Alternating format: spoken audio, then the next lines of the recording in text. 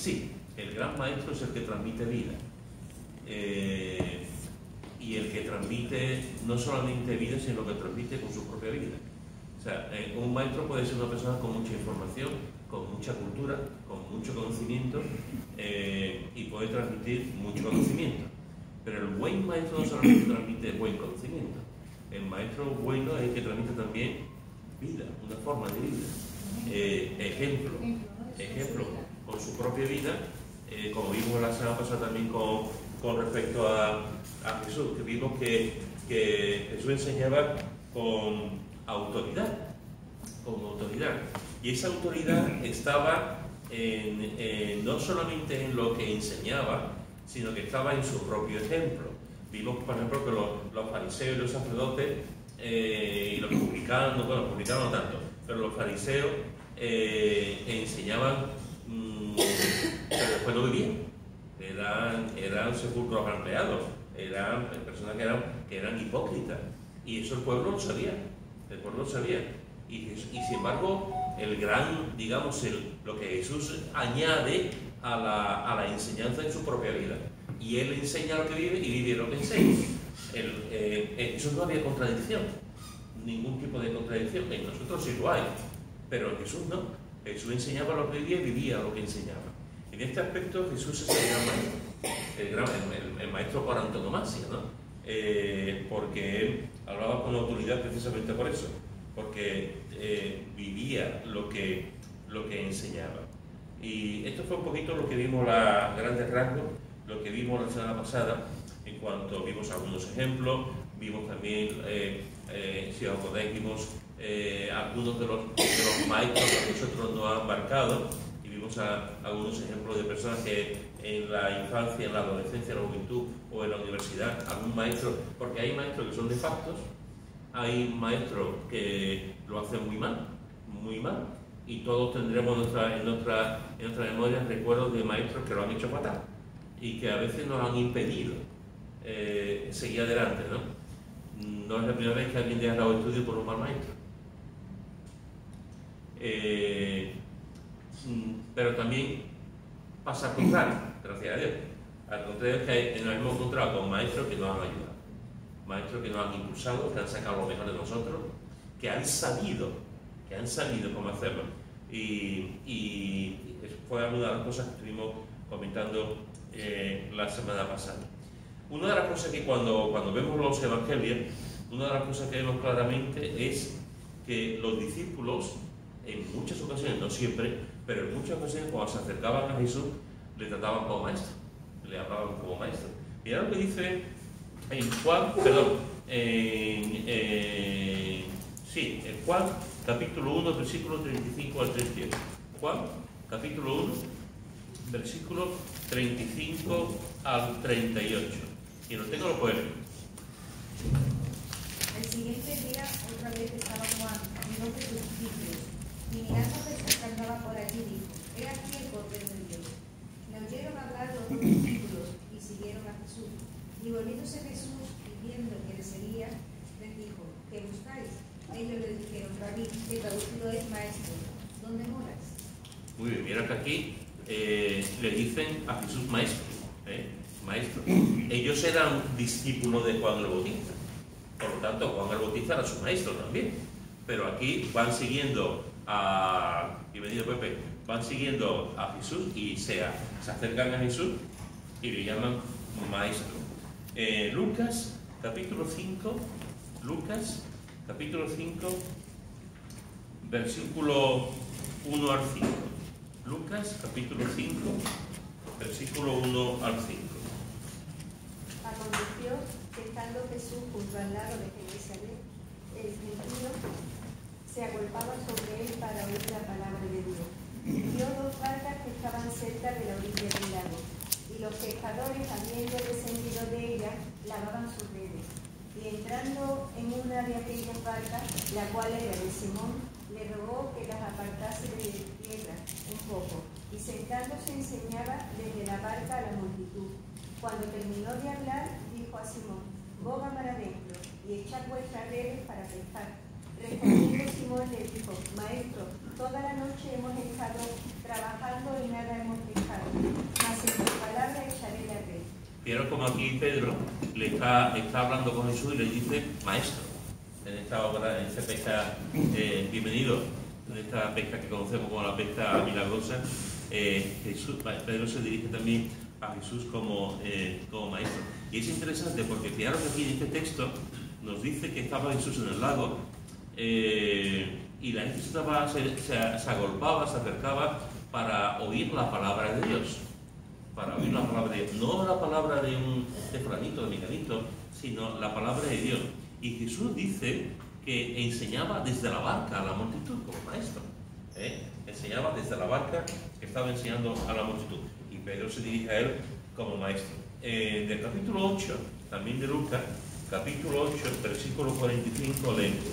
Lucas 8, 45. ¿Quién lo tiene? 45. Sí, Lucas 8, 45. Entonces Jesús dijo, ¿quién es el que me ha tocado?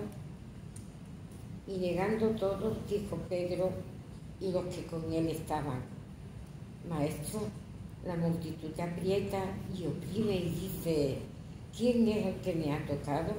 Muy bien, fijaros como aquí en este milagro de esta mujer que le toca la ropa por detrás, el vestido de Jesús, la túnica, vemos otra vez cómo se dirigen a él Pedro y los demás discípulos y dicen, maestro, maestro, y se dirigen a él como maestro. Marcos capítulo 4, versículo 38. Marcos capítulo 4, versículo 38.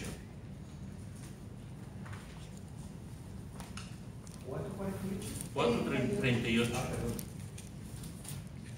Y él estaba en la copa durmiendo sobre un cabezal. Y le despertaron y le dijeron, maestro, ¿no tienes cuidado que perecemos? Aquí estamos en medio de la tempestad, Jesús está dormido y se acercan a él y vuelven a decirle, maestro. Capítulo 9, versículo 5 de Marcos. Capítulo 9, versículo 5. ¿Quién lo tiene? Entonces Pedro dijo a Jesús, Maestro, bueno es para nosotros que estemos aquí y hagamos 3 enramadas, una para ti, otra para Moisés y otra para Elías. Vemos otra vez cómo se dirigen a él como maestro. Otra vez Pedro dice, maestro. Y el último versículo de este capítulo 9, versículo 38. ¿Quién lo tiene? Marcos 9, 38. Juan les respondió diciendo, Maestro, hemos visto a uno que en tu nombre echaba fuera demonios, pero él no nos sigue, y se lo prohibimos porque no nos seguía. Muy bien. Aquí vemos otra vez cómo se dirigen a Jesús y le dicen maestro. Es decir, esto solamente he querido que podamos ver solamente unos cuantos textos de la cantidad de veces que se repite cómo los discípulos se acercaban a Jesús como maestro. Y esto es importante, hermano, porque si unimos lo que vimos la semana pasada, más lo que estamos viendo ahora, en cuanto a Jesús como maestro, podemos ver varias cosas importantes, muy importantes desde mi punto de vista. La primera es que Jesús fue el mejor maestro porque aprovechaba cualquier cosa, cualquier sitio para enseñar. Antes hemos visto el ejemplo de la barca, pero Jesús enseñaba, entraba a la sinagoga, Jesús enseñaba a todo tipo de personas, en todo tipo de lugar, en una barca, sentado, caminando. Es decir, Jesús aprovechaba cualquier momento, cualquier sitio para poder enseñar. No era la clásica persona que dice, te voy a enseñar, pero tenemos una hora determinada, tenemos un tiempo determinado, y nos vemos un par de veces a la semana, o una hora, o tal, y te enseño. El estilo de Jesús no era un estilo en el que él apartaba una hora para enseñar. El estilo de Jesús era un estilo del día a día, todo el día. Jesús aprovechaba cualquier circunstancia, cualquier manera, en cualquier sitio, para poder enseñar. Eso solamente lo saben hacer los buenos maestros, y eso lo hacía con excelencia Jesús. Por eso Jesús es tan diferente al resto de los maestros, porque aprovechaba cualquier momento para enseñar. Estaba con los niños y aprovechaba para enseñar una lección a los discípulos. Estaba con la mujer samaritana y aprovechaba y enseñaba una lección también. En todo momento, Jesús tenía la capacidad, si me permitís esta expresión, la capacidad de improvisar.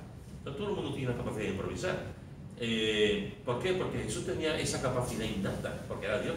Y además no solamente era Dios, sino que tenía una facilidad para aprovechar cualquier cosa en cualquier lugar, de cualquier manera, para enseñar. En segundo lugar, Jesús tenía una capacidad, era el gran maestro porque tenía mucha paciencia. Esa es una de las cualidades que deben tener los maestros. Mucha paciencia. Si alguien quiere ser maestro y no tiene paciencia, había hogar. Porque hay personas que tienen una capacidad digamos, de aprender rápido, y el maestro tiene que estar muy contento porque esa persona ha aprendido, pero hay otras que no. Hay personas que aprenden muy rápido, muy bien, y hay personas que aprenden igual de bien, pero más lentamente. Y el maestro tiene que saber diferenciar. No es que el alumno sea un torpe, ni es que el alumno sea nefasto para poder estudiar, es que tiene otro ritmo. Y los maestros tienen que saberlo muy bien, que hay personas con ritmos diferentes. Jesús era muy paciente en la enseñanza, eso sobre todo lo vemos con los discípulos. Lo que Jesús aguantó con los discípulos, lo que Jesús vio con los discípulos, lo que una y otra vez, la cantidad de veces que metía la pata Pedro, que la metía cada 2 por 3, y la paciencia que tuvo Jesús con Pedro, con los discípulos, fue tremenda. El maestro tiene paciencia, siempre debe tener paciencia. Un maestro que vaya con prisas, un maestro que digamos se enseñe de forma rápida, y un maestro que le pida a la gente que aprenda en 10 minutos, ese maestro no va a ser nunca un buen maestro. Porque cada uno tiene su ritmo, cada uno tiene su forma, cada uno tiene su personalidad. Y tenemos que diferenciar. Y Jesús en ese sentido era muy paciente. Los grandes maestros siempre son pacientes, no son impacientes. Los grandes padres, permitirme esto, los grandes padres y las grandes madres siempre son pacientes con sus hijos. Entonces, fijaros que aquí Jesús era el mejor maestro porque aprovechaba cualquier momento para enseñar, era el maestro porque tenía muchísima paciencia, era el mejor maestro porque enseñaba a individuos y a multitudes. ¿Sabéis, hermanos? No todo el mundo tiene esa capacidad. Yo he conocido a gente creyente, con el don de evangelista. Esto me voy a meter en un berenjena, pero he conocido a gente con el don de evangelista. Pero he conocido a gente con el don de evangelista en el tú a tú. O sea, hay personas que en el tú a tú de una conversación te quedas con la boca abierta como esa persona predica el evangelio. Con la boca abierta. Hay personas que en el tú a tú han llevado a personas a Cristo muchísimas veces, porque tienen un don, tienen una capacidad de entrar en la persona, de hablar con la persona, de saber responder a sus preguntas, de hablarles de Cristo. Yo recuerdo cuando la primera vez que yo entré en la iglesia, cuando terminó el culto, se me acercó un muchacho que había sido marinero, Antonio Marinero se le llamábamos. Entonces se había escapado de su casa con 12 o 13 años, se había metido en una vida, se fue a un barco de grumete, fue en la época del LSD, se metió de todo el cuerpo, tenía viajes astrales, o sea, su vida fue un desastre.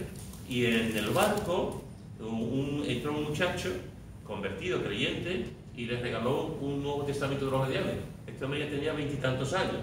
Se escapó de su casa, que vivía por la Trinidad, se escapó, y la madre se llevó muchísimo tiempo sin saber nada, hasta que le escribió una carta, en fin. Y un creyente en un puerto, no sé dónde, entró, y era creyente, llevaba un Nuevo Testamento, se lo dio a él.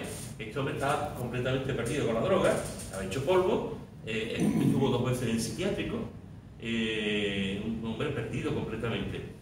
Y puso un Nuevo Testamento en su camarote, en su mueblecito, y puso un Nuevo Testamento. Cada vez que abría el mueblecito para coger la ropa interior, veía allí el Nuevo Testamento, pero nunca lo leí. Hasta que un día lo abrió en la noche y se puso en una litera, cogió el Nuevo Testamento y empezó a leerlo. A partir de ese día su vida cambió.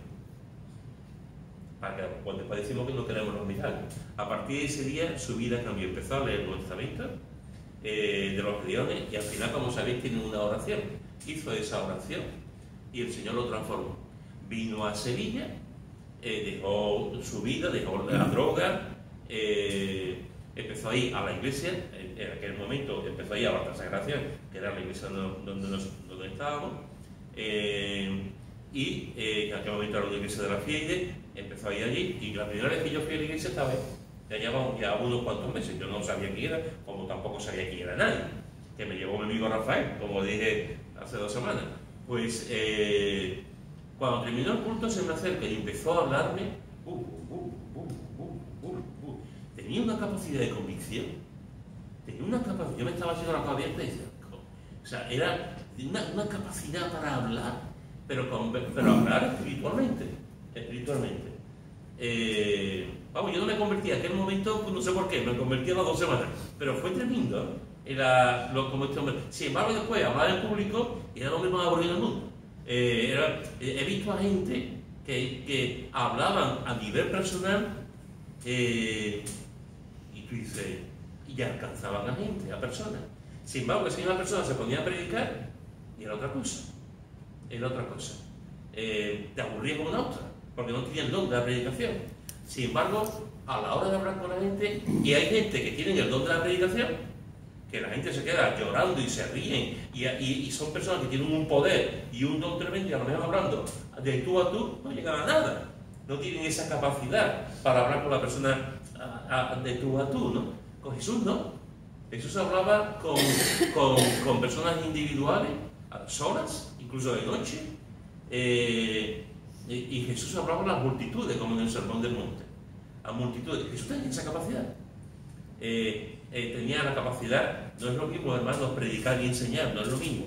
No es lo mismo tener una predicación donde, digamos, por definición, la predicación es una sola persona la que predica, los demás escuchan, a una persona que vaya enseñando, donde la gente puede preguntar, la gente puede opinar, la gente dice sus comentarios, no es lo mismo.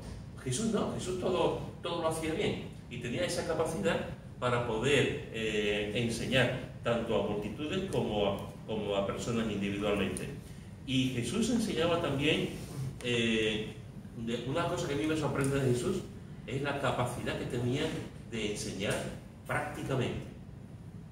De enseñar, ¿sabéis? La enseñanza de Jesús era muy práctica. Hoy en día vemos a muchos maestros de la palabra, a muchos profesores, predicadores, pastores, ancianos, diáconos, mujeres que predican, que se van por los cerros de Úbeda. Y tú dices, lo que ha predicado está bien, lo que ha enseñado está muy bien, pero a mí eso es el que me afecta. Porque hay personas que cogen la Biblia y empiezan y van saltando, y está muy bien. Tú dices, se ha enseñado la palabra de Dios, pero ¿qué me ha enseñado Dios a mí? Y hay personas que enseñan la palabra, que están con la palabra, pero por las formas de hablar, por las maneras, porque lo hacen todo farragoso, porque a veces quieren verse como los pavos reales, quieren desplegar todo su saber y todo su conocimiento, y nos quedamos ahí. La enseñanza de Jesús era una enseñanza que era práctica, muy práctica. Ama a tu enemigo. ¿Cómo? Ama a tu enemigo. Pon la cara. ¿Cómo? La enseñanza de perdona. ¿Cómo? Eso era la enseñanza de Jesús. Jesús era capaz de hablar de todo, pero después te hacía aplicarlo a tu vida. Los maestros tienen que enseñar la palabra y los clientes apliquen esa palabra a su propia vida. Si solamente hacemos una labor de enseñanza teórica, el cliente, con toda razón, puede decir, bueno, ¿y a mí qué? Mañana lunes yo voy a trabajar, ¿a mí qué me afecta esto? O mañana sábado, o sea, ¿en qué me afecta a mí esta enseñanza? Entonces, Jesús, eso era lo que especializa, porque lo que te enseñaba era a vivir.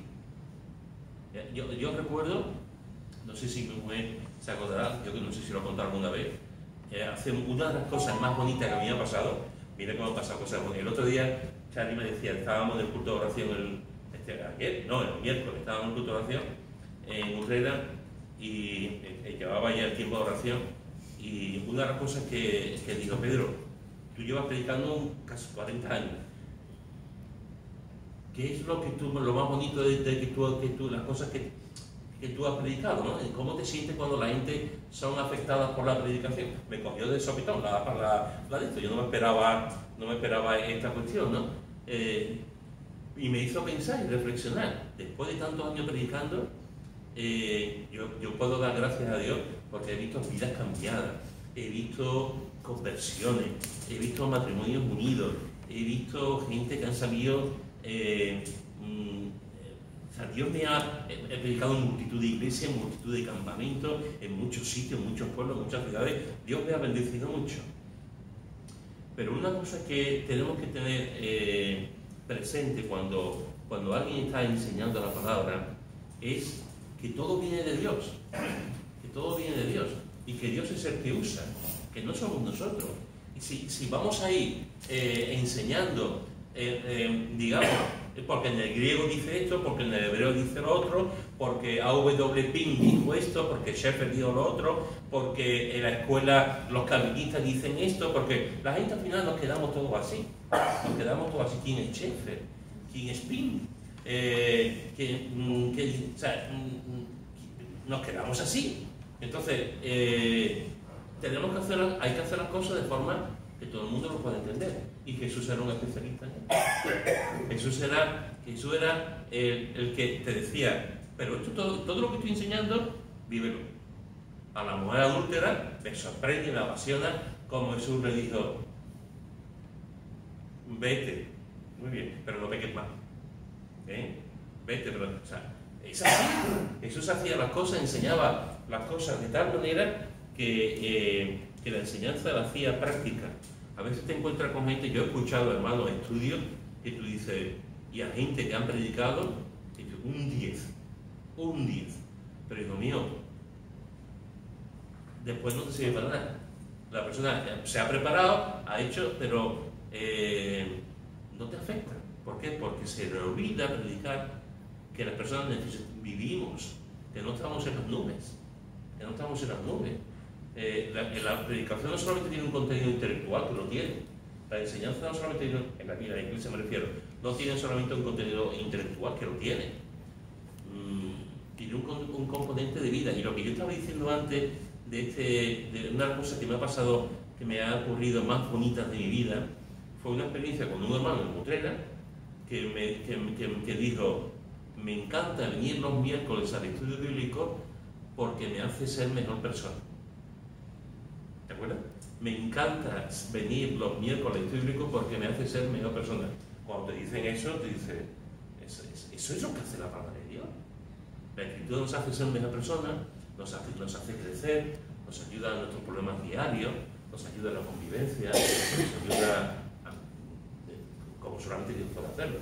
Y no solamente Jesús es el mejor maestro porque aprovecha cualquier momento para enseñar, porque tenía mucha paciencia, porque enseñaba a individuos y a multitudes, porque era una enseñanza práctica, sino porque también era su estilo de vida. Su estilo de vida. Su estilo de vida iba por los sitios, por las ciudades, por las aldeas, enseñando, predicando, sanando. Era su estilo de vida, era lo que hacía. No había un compartimento. O sea, no había los domingos vivo de una manera y los miércoles vivo de otra. Jesús vivía y su estilo de vida era estar con la gente, escuchar a la gente, predicar a la gente, estar con todo tipo de personas, etcétera, etcétera, etcétera. Por eso, entre millones de cosas más, la enseñanza de Jesús era tremenda. Era tremenda. Hay algunos, no sé si, no recuerdo ahora, pero hay algunos maestros, psicólogos, psiquiatras, que han escrito sobre este tema, sobre Jesús como maestro. Hay un autor argentino, que ahora no recuerdo el nombre, que tiene publicados varios tomos, varios libros sobre como Jesús como maestro. Y te va desgranando cómo Jesús enseñaba, ¿no? Y la forma en que Jesús tenía de enseñar. Y te quedas absolutamente tocado, porque la verdad es que Jesús como maestro no tiene nada que ver con como lo hacemos nosotros. Por eso Jesús es el gran maestro, y por eso Jesús, la gente le decía maestro, y los discípulos iban a él, maestro, porque era el maestro. Era el maestro, por antonomasia.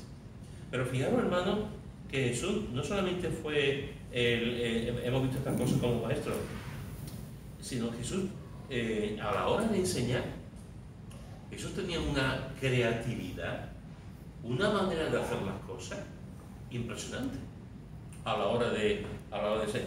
Por ejemplo, Jesús enseñaba exagerando los hechos, con el fin de enfatizarlos. Exageraba ciertas cosas con el fin de enfatizar esas cosas. A esto se llama hipérbole.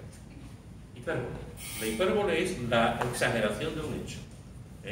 Eso es una hipérbole, la exageración de un hecho. Y lo que dice Mateo en el capítulo 5, Mateo, capítulo 5, versículo 27 al 30. Mateo, capítulo 5, versículo 27 al 30. Aquí lo quiere leer. Mateo, capítulo 5, versículo 27 al 30. Oísteis que fue dicho, no cometerás adulterio, pero yo os digo que cualquiera que mira a una mujer para codiciarla, ya adulteró con ella en su corazón. Por tanto, si tu ojo derecho te es ocasión de caer, sácalo y échalo de ti. Pues mejor te es que pierdas uno de tus miembros y no que todo tu cuerpo sea echado al infierno. Y si tu mano derecha te es ocasión de caer, córtala y échala de ti. Pues mejor te es que se pierda uno de tus miembros y no que todo tu cuerpo sea echado al infierno. ¿Qué os parece? ¿Qué os parece lo que está diciendo aquí Jesús? ¿Hay que cortarse la mano? Esto es tremendo, porque Jesús está exagerando una cosa. Jesús está exagerando, aunque os parezca mentira, hermano, esto que voy a decir, aunque os parezca mentira, literalmente ese texto en la Edad Media se aplicaba literalmente. Se aplicaba literalmente. En la historia encontramos a hombres que se han cortado la mano y a hombres que se han cortado el pie. Encontramos a hombres que se han cortado los testículos porque eran lujuriosos, tenían fantasía y cogiendo este texto literalmente se han hecho eunucos, se hicieron eunucos o se han cortado la lengua porque decían mentiras y tal, literalmente. ¿Está diciendo aquí Jesús literalmente que nos tenemos que sacar los ojos? ¿Te está diciendo que nos tenemos que cortar la mano? No, lo que está exagerando un tema. Jesús está diciendo, cuidado, si tú ves tus ojos te van a conducir al pecado o tu mano te va a conducir al pecado, ten cuidado, discierne, sé vigilante, toma precauciones, pero no está diciendo que nos cortemos la mano o que nos cortemos la lengua. Eso no lo está diciendo. Y si esto no lo tenemos en cuenta, si no tenemos en cuenta esta manera de enseñar, hay gente que te dirá, es que la Biblia lo dice, es que Jesús lo enseña, y se nos olvida que Jesús, como maestro, estaba enfatizando un hecho, pero para no literalmente, sino para hacernos ver realmente, darnos cuenta del pecado y hacer frente al pecado, que no significa cortando la mano, ni significa sacando los ojos, simplemente que seamos conscientes del pecado y que cortemos de raíz con el pecado. Eso es una hipérbole, la exageración de un hecho. Jesús lo hacía. No solamente Jesús usaba la hipérbole o la exageración de un hecho, Jesús usaba también mucho el símil. El símil es comparación o expresión de la semejanza entre dos cosas. Comparación o expresión de la semejanza entre dos cosas. Algunos símiles que todos hemos escuchado, que son muy conocidos, son, en plan poético, como le gusta a Fernando, tus ojos brillan como dos luceros. Su piel está tan blanca como la nieve. Sus manos son tan suaves como el terciopelo. El callejón estaba tan oscuro como boca de lobo. Manso como un corderito. Sabe nadar también como un pez, etcétera, etcétera, etcétera. Eso es un símil. Comparación o expresión de la semejanza entre dos cosas. Jesús también lo hacía. Mira lo que dice Mateo en el capítulo 10. Mateo capítulo 10, versículo 16. Mateo capítulo 10, versículo 16. ¿Quién lo quiere leer? Aquí yo envío como ovejas en medio de los sed, pues prudente como serpiente y sencillo como paloma. Muy bien. ¿Qué ve aquí las ovejas, los lobos, las serpientes y las palomas? ¿Qué podemos aprender de esto?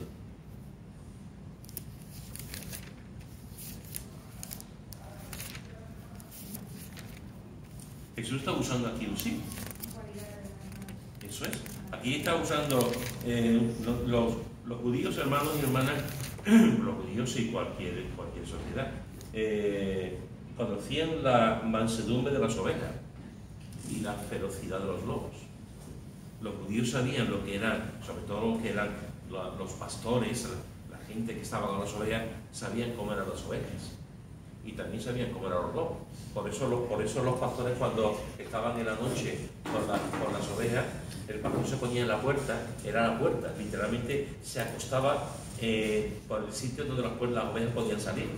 ¿Y por qué? Porque cuidaba las ovejas de los animales salvajes, entre ellos los lobos. Y fijaros que aquí Jesús está haciendo este símil, esta comparación entre las ovejas y los lobos, y después está hablando de las serpientes, y está diciendo, ser prudentes como las serpientes. Al contrario de lo que la gente piensa, las serpientes son animales que no quieren saber nada de los seres humanos. Los animales, las serpientes son muy prudentes. Hay una leyenda de que las serpientes son muy peligrosas, que atacan a la gente. La serpiente es un animal que si te escucha poco ruido enseguida se esconde, enseguida se va. Pero la leyenda que hay es esa, de que las serpientes, sin embargo, las serpientes suelen ser muy prudentes. Se meten en agujeros, se meten en sitios y no tienen, cuando no se ven atacadas, cuando tienen hambre, a lo mejor pueden atacar, pero no es como la leyenda que hay, la idea que hay, que siempre están atacando. Y está diciendo después como paloma, las palomas sencillos como paloma. Habrá alguien, un animal que tú lo ves volar, que tú se mete, empieza a comer, es sencillo. Lo que Jesús está diciendo aquí es cuidado. Nosotros tenemos que actuar como ovejas, pero tenemos que ser conscientes de los lobos. Ojo, tenemos que actuar, no podemos actuar como los lobos, pero tenemos que saber que hay lobos. No podemos ser tan ingenuos como para saber que no hay lobos.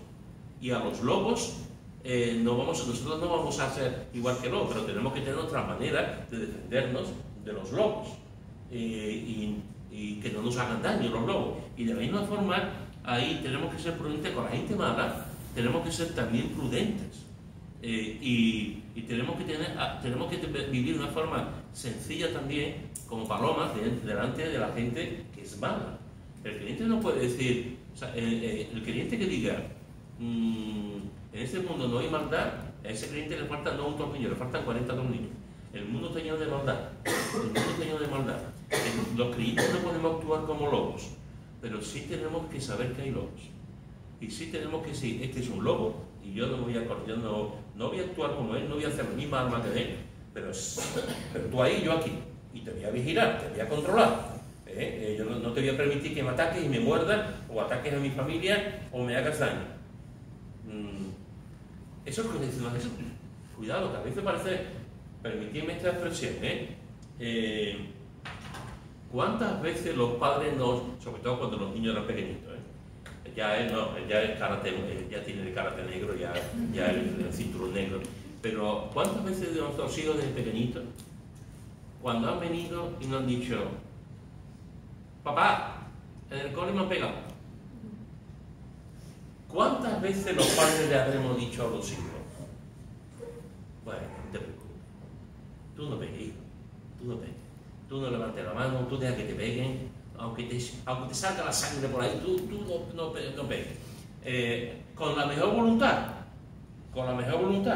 porque cuando tú ves a tu hijo que le han pegado, tú dices, pero es creyente, tú le dices, no le dices, ¿qué hacemos a ese hijo? Porque le estamos haciendo un flaco favor.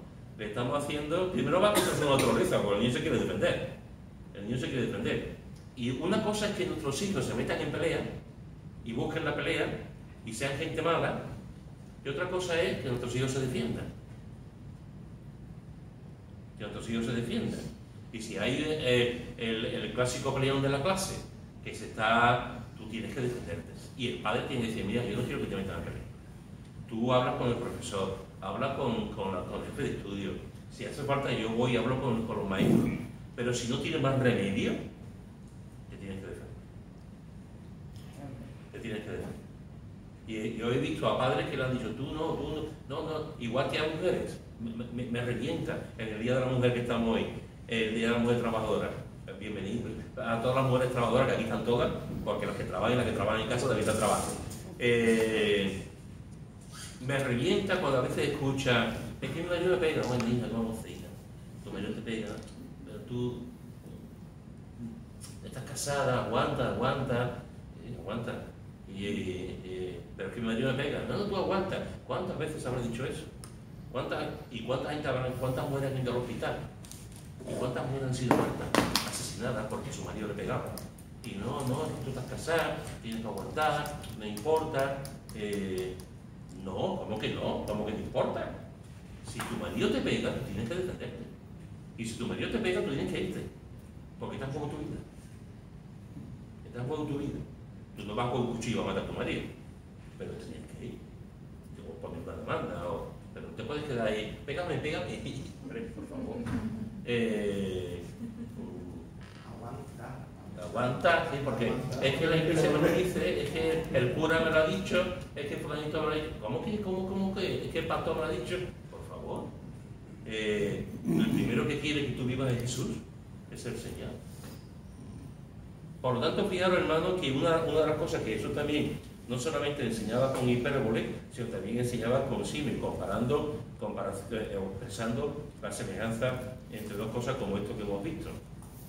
Eso también usó la paradoja, es decir, el dicho o el hecho que parece contrario a la lógica. Otra definición sería figura de pensamiento que consiste en emplear expresiones que aparentemente son una contradicción. Eso es una paradoja. Por ejemplo, perseguir la paz con la violencia. Eso es una paradoja. Perseguir la paz con la violencia. Nacer para vivir muriendo. Lo barato sale caro. Mucho ruido y pocas nueces. Vísteme despacio que tengo prisa. Menos es más, etcétera, etcétera, etcétera. Esos son figuras de lenguaje que son paradojas. Y Jesús también lo usaba. Y ahora lo que dice en Marcos, en el capítulo 8, Marcos, capítulo 8, versículo 35. Marcos 8, versículo 35. Porque todo el que quiera salvar su vida, la perderá. Y todo el que pierda su vida por causa de mí y del Evangelio, la salvará. Lee también el 36 y el 37. Porque ¿qué aprovechará al hombre si ganare todo el mundo y perdiere su alma? ¿O qué recompensa dará el hombre por su alma?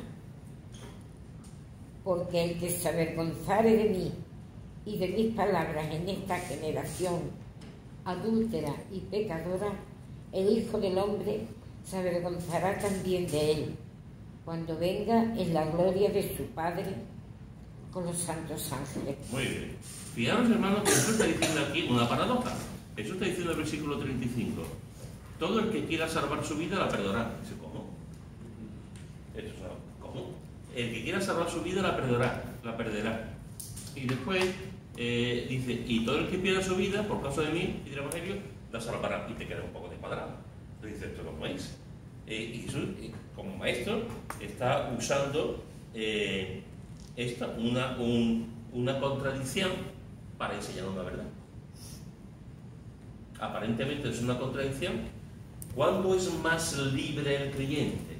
Cuanto más esclavo es. ¿Cuánto más vive feliz el creyente? Cuanto más obediente es. El creyente no tiene ningún tipo de derecho a perder sus derechos. El creyente, su dueño es el Señor, no tiene ninguna cosa. Estas son paradojas. Muere para vivir. ¿Cómo? Muere para vivir. El apóstol Pablo decía, no lo digo yo, vive Cristo en mí, lo que la etc. ¿no? Entonces, Eso es lo que es una paradoja. Y Jesús era un experto en esto. Jesús era un experto en este tipo de cosas porque te hacía ver las cosas de una manera distinta a lo que la gente veía en aquel momento. Otra cosa que Jesús hacía, hermano, tremendamente importante en su enseñanza, es que Jesús usaba mucho las preguntas. Preguntaba mucho. Mira lo que dice algunas cosas, Marcos capítulo 8, Marcos, que hemos visto antes, Marcos, el 36 y el 37, que no lo vamos a leer porque ya lo hemos olvidado. ¿Qué recompensa dará al hombre por su alma? Etcétera, etcétera. Marcos capítulo 2, versículos 8 y 9. Marcos capítulo 2, versículos 8 y 9. ¿Quién lo tiene? Concedió luego Jesús en su espíritu que caminaban de esta manera dentro de sí mismo. Les dijo, ¿por qué caviláis así en vuestros corazones? ¿Qué es más fácil? Decir al paralítico, tus pecados te son perdonados, o decirle, levántate, toma tu lecho y anda. Aquí está haciendo preguntas. Está haciendo preguntas a Jesús. Capítulo 3, del 1 al 4, de Marcos. Capítulo 3, del 1 al 4. ¿Quién lo tiene? Otra vez entró Jesús en la sinagoga, y había allí un hombre que tenía seca la mano. Y le echaban para ver si en el día de reposo le sanaría, a fin de poder acusarle. Entonces dijo al hombre que tenía la mano seca, levántate y ponte en medio. Hasta el 3, Y el 4. y les dijo, ¿es lícito en los días de reposo hacer bien o hacer mal, salvar la vida o quitarla? Pero ellos callaban. Aquí pregunta Jesús, ¿es lícito en los días de reposo hacer bien o hacer mal? Y ellos callaban. En el capítulo 4, en el versículo 40, también de Marcos, dice, y Jesús les dijo, ¿por qué estáis así amedrentados? ¿Cómo no tenéis fe? Le preguntan también a los discípulos, ¿no? Es decir, si tú ves un estudio que yo te animo a que lo puedas hacer en tu casa, tranquilamente, que yo lo hice para mí, en mi devocional, es subrayar todas las veces que aparecen las preguntas de Jesús. Es apasionante, apasionante. Empiezas con Mateo y terminas en Juan. Todas las veces, en algunos los evangelios sinópticos se repiten, pero hay otras preguntas que son preguntas muy importantes. O sea, te animo a que lo hagas en tu casa, a estudiar, subrayar o poner en un cuaderno todas las preguntas que Jesús hace. Jesús era un especialista en hacer preguntas. ¿Por qué Jesús hacía preguntas?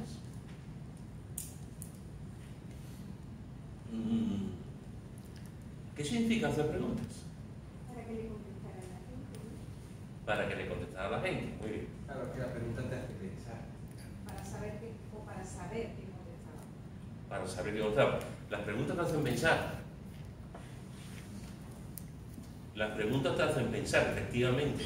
Y Jesús lo sabía. Las preguntas, hermanos y hermanas, tienen la capacidad, como dice Gotti, tienen la capacidad de hacer pensar y reflexionar. En un mundo donde ya no pensamos, en un mundo donde vivimos estéticamente, donde vivimos superficialmente, donde ya no hay tiempo para leer, sino solamente para ver los enunciados, donde en vez de leer una buena novela o un buen libro, lo que vemos es el móvil y vemos lo que ha pasado con la reina y con el rey. Cuando vemos todo ese tipo de cosas, hoy en día la gente no tenemos la capacidad de reflexionar y de meditar y de pensar. Lo hemos perdido, lo estamos perdiendo, porque estamos viviendo un mundo muy visual y todo es inmediato, todo es de golpe, todo es de momento, y no tenemos la capacidad de análisis, la capacidad de pensar, de meditar. Cuando hacemos las preguntas, esa pregunta nos obliga a pensar, nos obliga a reflexionar. Por ejemplo, dice, yo me acuesto todas las noches a las 3 de la madrugada y me levanto a las 1 de la tarde. Y tú preguntas, ¿y por qué?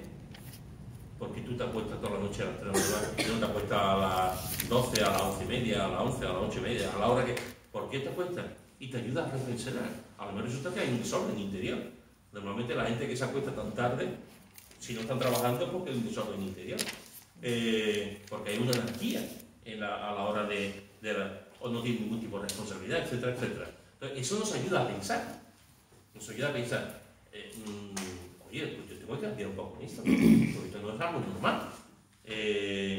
A lo mejor, una pregunta que nos ayuda a pensar es, ¿yo por qué me peleo tanto con mi mujer? Si todos los días estoy de pelea. Y alguien te pregunta, oye Pedro, ¿tú por qué te peleas tanto con Chari? Y te tiene que decir, a lo mejor me peleo con Chari porque ella es la causante de la pelea. Eso es lo más fácil, ¿no? Le he hecho la pelota a ella, ¿no? Ella es la causante, pero si me preguntan, yo tengo que pensar, ¿por qué me peleo con mi mujer? Y me tengo que mirar hacia adentro. Me tengo que mirar hacia adentro y ver lo que hay en mi interior, ¿no? ¿Por qué estudias y no sacas ningún provecho en los estudios? ¿Por qué en la asignatura que estás estudiando sacas un 3 o un 4? Eso te tiene que ayudar a pensar, ¿por qué tengo malos hábitos de estudio? No soy lo suficientemente inteligente, cosa que no creo. Te ayuda a pensar. Entonces, las preguntas, hermanos y hermanas, nos ayudan a pensar y a reflexionar. Y eso es importante, Jesús lo hacía. Jesús lo hacía. Y el ser humano, las personas que estaban a su alrededor, miraban hacia adentro. No solamente las preguntas nos ayudan a pensar y a meditar y a reflexionar, sino que también desarrollan la responsabilidad. Cuando tú te haces una pregunta, tú tienes que mirarte hacia tu interior. Tienes que mirarte hacia tu interior. Y eso no todo el mundo tiene esa capacidad para verse hacia el interior. Normalmente, hermanos, lo que hacemos siempre es echar balón de fuera. Siempre la culpa es del otro o de la otra. Cuando te hacen preguntas, desarrolla tu responsabilidad. ¿Tú por qué no vienes a la iglesia? Tienes que pensar. Porque, claro, lo normal, la pregunta es ¿por qué no vienes a la iglesia? Porque no me da la gana. No me da la gana. Pero nadie te lo va a decir. Nadie te va a decir porque no me da la gana. Pero si tú eres honesto, tú tienes que decir, es verdad, ¿yo por qué no vengo a la iglesia? ¿Yo por qué no vengo al culto de oración? ¿Yo por qué no voy? ¿Yo por qué me enfado tanto? ¿Por qué tengo tanta ira? ¿Por qué tengo tanta ira? Pues esas cosas te ayudan a tener actitudes de responsabilidad para cambiar. Y Jesús en eso era un especialista. Otra cosa que hacen las preguntas, hermanos y hermanas, es que nos hacen autocríticos. Una de las cosas que yo oro todos los días por mi nieta, por Emma, es que ella tenga la capacidad de discernir entre el bien y el mal. Y que tenga la capacidad de saber con quién juntarse y con quién no. Porque si de chiquitito lo cogen, será más fácil ya en el resto de su vida, tener esa capacidad. No todo lo que nos dicen está bien, no todo lo que nos dicen es correcto, no todo lo que nos dicen nuestros amigos es lo bueno. Y tenemos que tener crítica, autocrítica. Una de las cosas que fallan muchas veces en la sociedad en la que vivimos es la autocrítica. Nos tragamos todo. La cantidad de información que pasan por los móviles, por la cantidad, las falsas noticias que hay. Tú ves la noticia y tú no tomas el trabajo de ver si eso es una realidad. Como lo dice, te lo crees. Cuando la mayoría de las noticias que se dan, aquí tenemos un especialista, tiene 2 doctorados en esto. Cuando tú tienes esa información y tú te lo crees, tú no tienes labor de autocrítica. Y tienes que tener esa labor, tienes que tener esa autocrítica y decir, ¿esto es verdad o es mentira? ¿Esto que están diciendo es verdad? ¿Esto que han dicho de Mari Carmen es verdad? ¿Esto que han dicho de la iglesia es verdad? ¿Esto que han dicho de mí? Entonces, tenemos que tener, la pregunta nos hace mirar hacia adentro y tener una labor de autocrítica ante la situación. No podemos tragar cualquier cosa. Ni en la iglesia, hermano. Ni en la iglesia. En la iglesia tiene que pasar por un filtro. Ese filtro es la palabra de Dios. Si viene el mejor predicador del mundo, la mejor predicadora del mundo, y te está diciendo que la salvación es por obra, por muy bien que hable, por muy bien que predique, por muy bien que diga, no, la salvación no es por obra. Eso nos retraemos otra vez un montón de siglos. La salvación es por la fe. Entonces, hay que tener autocrítica. Para eso es tener conocimiento de la palabra. Y tenemos que saber, lógicamente, como los bereanos, tenemos que ver lo que la Escritura, si lo que se dice va en conformidad con la palabra. Y las preguntas nos ayudan a eso. Las preguntas también, hermanos y hermanas, nos ayudan, nos favorecen el aprendizaje. Todos los que estamos aquí, hemos hecho miles de preguntas en nuestra vida.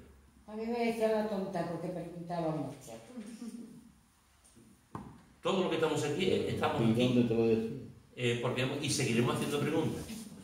La única manera de aprender, hay otras maneras de aprender, pero una de las maneras de aprender es preguntando. Si yo no pregunto, ¿cómo voy a saber? Y pregunto a los que me pueden enseñar. Claro. Pregunto a los que son más mayores, a los que llevan más tiempo, a los que tienen más conocimiento, a los que tienen más madurez, a los que para mí son un ejemplo, etcétera, etcétera, etcétera. Si no preguntan, no se conoce, no se sabe. Yo muchas veces se lo digo a los jóvenes, les digo, porque tienen el libro de historia y entonces empiezan a leer que si la agricultura de la Edad Media, que si no, bueno, que si los reyes, y yo les digo, no hace falta que te lo leas todo y que intentes, léete un párrafo y pregúntate, ¿qué he leído? ¿Qué me ha querido decir el texto? ¿Qué es, no sé, por cómo era la agricultura, pero bueno, tú lo has aprendido, qué es lo que era la agricultura. ¿Qué era la agricultura de la Edad Media? Y esa forma de preguntarte te hace ver si realmente has entendido o has memorizado esto. ¿Cuáles eran los 5 puntos más importantes de este aspecto? Los 5 puntos era esto y esto. Y te vas preguntando y vas almacenando mucho más. La autopregunta es... Yo creo que también Jesús preguntaba, no sé si lo iba a decir, pero para reforzar un poco las enseñanzas que él iba diciendo. Y yo lo hago cuando doy clase. Yo cuando doy clase hago. Y en medio, porque algunas veces los peores estoy hablando y de repente digo, oye, ¿cómo era esto? Y Nuria, ¿y cómo era esto? Y ya,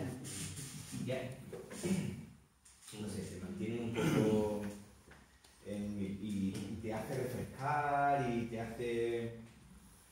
No tengas nunca vergüenza de preguntar. A mí no me ha dado nunca. Nunca tengas vergüenza de preguntar. Otra cosa es que seamos gente resabida, que siempre tenemos, pero el hecho de preguntar por aprender, una de las cosas que a mí en cierto sentido me molesta, es cuando veo a padres que a lo mejor los niños le preguntan a los padres. Estamos, hermanos, o sea, hay momentos en la vida de los padres, sobre todo los padres más jóvenes, que sus hijos son pequeñitos, el día en que su hijo o su hija le dice la primera pregunta. A partir de ahí ya estamos cambios. A partir de ahí, porque ya empiezan a hacer preguntas. ¿Esto por qué? ¿Esto para qué? Y esto empiezan. Y hay días, hermanos, que es bumba. Y los padres están ahí escuchando otra vez. Y hay padres que pierden la paciencia enseguida. O hay padres que dicen, coge el móvil, ahí tiene el móvil. Y de una forma muy tristemente es la forma de decir, tú ahí, el niño se va a hacer tontito viendo el móvil y viendo las cosas. Y al padre le da tranquilidad, a la madre le da tranquilidad, está con el móvil, cuando no se da cuenta del flaco servicio que le está haciendo a su hijo, está tantas horas con el móvil viendo que está animado, o tal. Eso es algo espeluznante lo que está pasando. Pues cuando tú preguntas, tú tienes que tener esa capacidad de decir, o sea, tú no le puedes decir a tu hijo, esto, que no preguntes más, hombre, o esto se hace porque no me da la gana. Que hay momentos en que el padre tiene que decir, esto se hace porque lo digo yo. Ojo, no estoy diciendo lo contrario. Hay momentos que el padre tiene que decir, esto se hace porque lo decimos tu madre y yo. Punto. Pero no es siempre. Hay momentos, muchos momentos, en que si mi hijo me contesta, me pregunta, el clásico tema de la sexualidad. Si tu hijo te pregunta algo de la sexualidad y tú pones cara y no le contestas, ya nunca vas a preguntar sobre el sexo. Se lo preguntará a otros. Y esa información que va a tener va a ser una información sesgada, diferente a lo que el padre puede dar, o la madre puede dar. Entonces, si tu hijo te pregunta por el sexo, por lo que sea, tú tienes que contestar. que Dios nos ayude a contestar, pero tiene que contestar como si fuese algo natural, y además sin poner cara de larga, porque entonces el hijo detecta, he preguntado sobre eso, ya tengo cara, a punto verde oliva. Entonces, tienes que hacer de una forma natural, como de otras cosas. Los niños tienen vagina. Eso, y los niños, ¿eso por qué? Te queda un poco así. Y entonces, tienes que contestar de forma natural. Como tantas cosas. ¿Por qué? Porque es la manera de que tu hijo vaya aprendiendo. Y te aseguras tú de que la información que le das es la correcta. Porque se lo está dando en medio de la familia, se lo está dando su padre. Por lo tanto, favorece el aprendizaje. Y otra cosa también que es importante a la hora del aprendizaje es saber que lo que estamos aprendiendo es verdad. De hecho, la misma palabra dice de escudriñar la escritura. ¿Para qué sirve escudriñar la escritura? Si viene ese pastor tan buenísimo que no va más y que te dice todo lo que dice no tiene por qué ser cierto. Tiene que después escudriñar a ver si es verdad lo que te ha dicho o no. Si tú escuchas una noticia en la televisión, tú también tienes que saber escudriñar.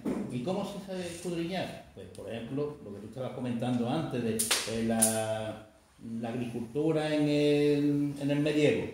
Bueno, muy bien. ¿Por qué la agricultura en el medievo es así? Vamos ahí a raíces, a sitios donde podamos. Y entonces lo que hace es que amplías la información que está estudiando el chaval y esa ampliación que no viene en el libro y tú la buscas por otro lado, es lo que le ayuda realmente a aprender. Y es que el problema que tenemos en la escuela y en la iglesia es que estudiamos para probar, para salir del paso. Yo estuve 10 años en formación allí en el Banco Andalucía y una de las cosas que decíamos cuando teníamos que salir del paso, vamos a hacer una faena de aliño, que es lo que hacen los toreros para salir del paso. Cuando tú no preparas el curso, cuando tú no preparas lo que vas a dar, cuando tú no preparas, es una faena de aliño, para salir del paso y punto.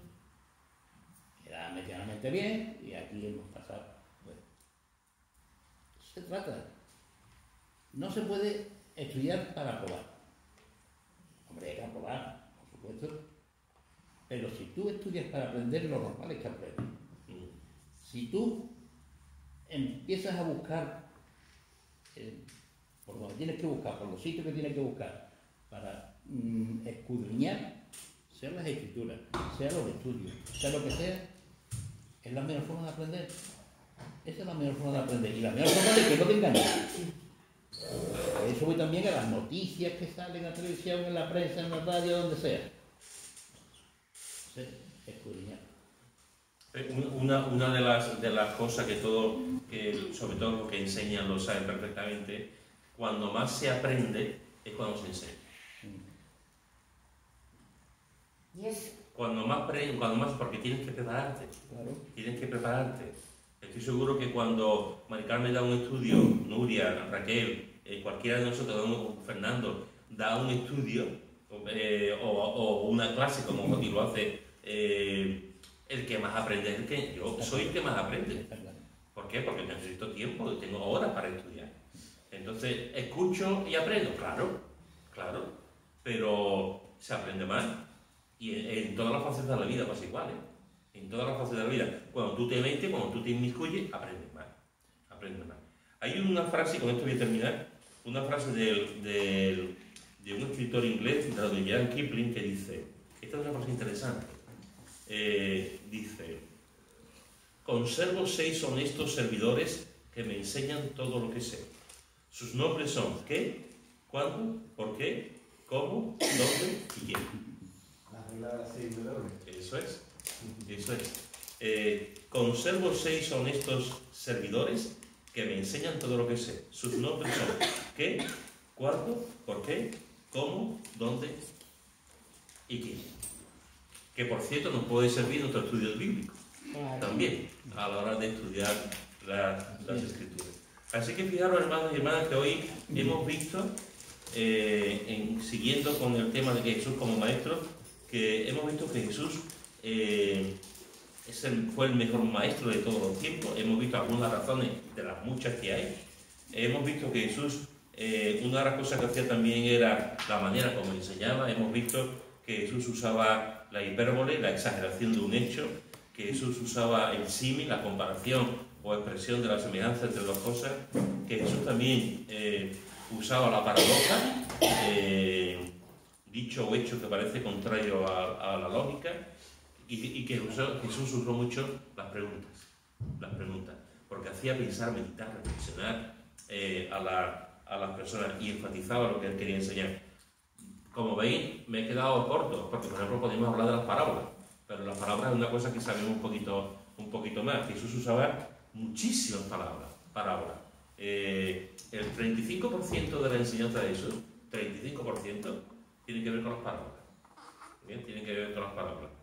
Cómo Jesús usaba este tipo de enseñanza para aplicarlo también en la vida de los demás. Así que, hermanos, que Dios nos ayude también a ser creyentes, que podamos, personas que intelectualmente preguntemos, que preguntemos a la Biblia también. Cuando leamos la Biblia, le hagamos preguntas al texto bíblico, le hagamos preguntas para aprender. No hay ninguna vergüenza preguntar.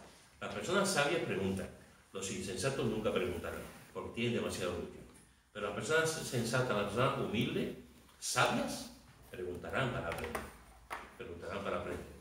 Y normalmente los que preguntan para aprender serán buenos maestros.